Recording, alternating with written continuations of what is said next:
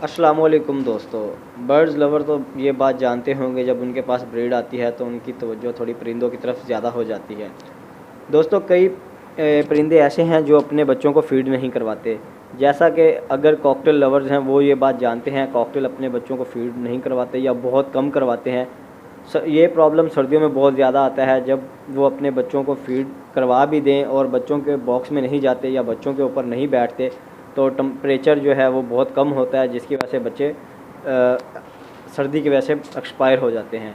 तो दोस्तों, इसी तरह ऑस्ट्रेलियन में भी है, लेकिन ऑस्ट्रेलियन में बहुत कम होता है कि वो पेरेंट्स अपने बच्चों को फीड ना करवाएं या फीड बहुत कम करवाएं या बॉक्स में मत जाएं। ये ऐसे बहुत रेयर केसेस होते हैं। तो कई दोस्त ऐसे हैं जो कि इस बात से डरते हैं कि हम अपने एग्स को देखेंगे या अपने बॉक्स को देखेंगे, अपनी मटकी को देखेंगे या अपने अंडे को हाथ लगाएंगे तो अंडे ख़राब हो जाएंगे, या हमारे परिंदे उनको बाहर फेंक देंगे, या अगर उनके बच्चे निकल आए हैं तो हम बच्चे चेक करेंगे तो उनके बच्चे भी वो बाहर फेंक देंगे या उनको फीड नहीं करवाएंगे। तो हरगिज़ दोस्तों ऐसा नहीं होता। ये एक बनी बनाई कहावत है, ठीक है। ये बस जिनको नहीं पता उन्होंने ये अपनी कहावत बना दी है कि आप अंडे को हाथ लगाएंगे तो उसमें से बच्चा हैच नहीं होता, अगर आप बच्चे को देखेंगे तो उनके पेरेंट्स उनको बाहर फेंक देंगे, उनको फीड नहीं करवाएंगे। ऐसा बिल्कुल नहीं होता। तो दोस्तों, मेरे पास एक केस ये ऐसा आया कि मेरे बर्ड्स ने, ऑस्ट्रेलियन के रेनबो बजीज़ थे, बहुत ही अच्छे कलर में, उन्होंने फ़र्स्ट टाइम पे लेइंग दी, 5 एग आए, उन्होंने अपने बच्चे हैच किए। हैच करने के बाद अपने बच्चों को 2-4 दिन फ़ीड करवाई, उसके बाद फ़ीड करवाना कम कर दी या फ़ीड करवाई नहीं।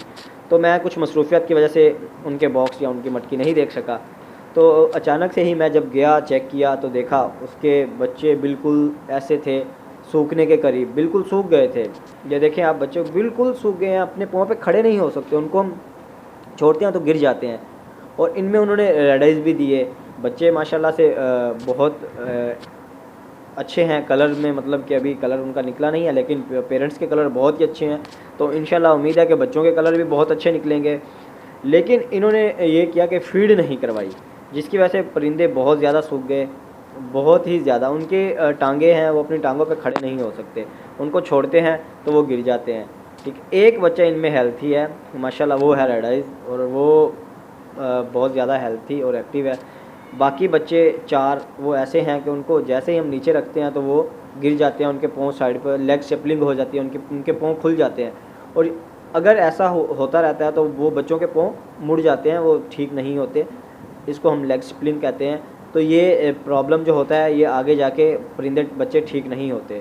वो अगर बड़े भी होते हैं तो उनकी टांगों में वही टेढ़ापन रहता है, जिसकी वजह से वो सर्वाइवल तो करते हैं, ब्रीड नहीं कर पाते, खुद खा पी लेते हैं, फ्लाइंग कर लेते हैं, लेकिन उनकी ब्रीड नहीं होती, वो अपने बच्चे नहीं दे सकते, बच्चे पाल नहीं सकते। बस वो उनके पाँव पे जो है वो अपने पाँव पे नहीं बैठ सकते। तो मैंने ये बात आपसे इसलिए शेयर करनी थी। कुछ दोस्त ऐसे हैं जो अपने बर्ड्स को देखते ही नहीं हैं। तो अपने बर्ड्स को आप, जब उनके बच्चे निकल आएँ तो उनको डेली बेसिस पे आप चेक किया करें, उनकी फ़ीड उनको करवा रहे हैं पेरेंट्स, उनको नहीं करवा रहे, उनके क्रॉप खाली हैं, भरे हुए हैं। अगर उनके क्रॉप खाली हों तो आप फ़ीड करवा दिया करें। ये मैं कॉकटेल को फ़ीड करवाता हूँ, वही फ़ीड मैंने इनको भी करवा दी है। देखिए, इनको अब मैं फ़ीड करवा रहा हूँ तो अब माशाल्लाह से ये काफ़ी हेल्थी और एक्टिव हो रहे हैं, ठीक है। और इंशाल्लाह उम्मीद है ये बिल्कुल ठीक हो जाएंगे। तो बस ये आपसे बात शेयर करनी थी। तो आप जो है इनको चेक करते रहा करें, ज़रूरी है, डेली बेसिस पे चेक किया करें, कुछ भी नहीं होता। पेरेंट्स जो इनके हैं वो आपको कुछ नहीं कहते, जैसे ही आप चेक करते रहा करेंगे ना डेली बेसिस पे, वो आपसे बिल्कुल अटैच हो जाएंगे। तो ये आप ज़रूरी चेक किया करें, चाहे किसी भी बर्ड के बच्चे हों, ऑस्ट्रेलियन हो, कॉकटेल हो, रिंगनिक हो, कोई भी हो, आप चेक करते रहा करें।